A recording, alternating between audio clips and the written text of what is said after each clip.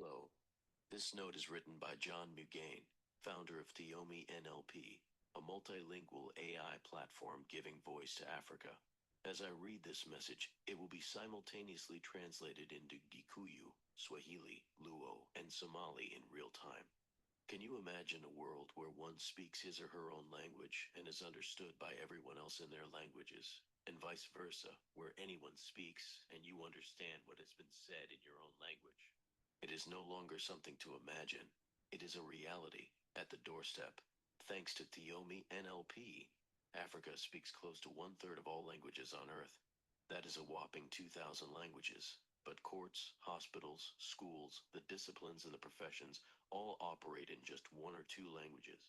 That means people are often left in the dark, not because they lack intelligence, but because they cannot understand, hear, or be heard. There are numerous languages used in a single courtroom. Every court case heard in Kenya and elsewhere in Africa constitutes an assembly of people and languages.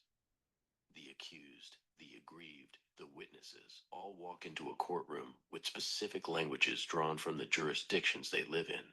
Kenya's 42 plus languages are regularly heard in courtrooms.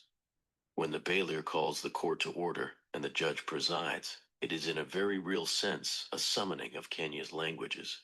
To the court, the languages are valuable assets reaching verdicts. Swahili is often a bridge language to English in Kenya's operations as a country. English and Swahili are the only languages that are taught and examined, but the two are always among the worst performed subjects in Kenya's national exams.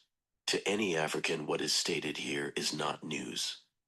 Thiomi is changing that not just for the courts, but for hospitals, schools, businesses, for governance, the disciplines, and the professions.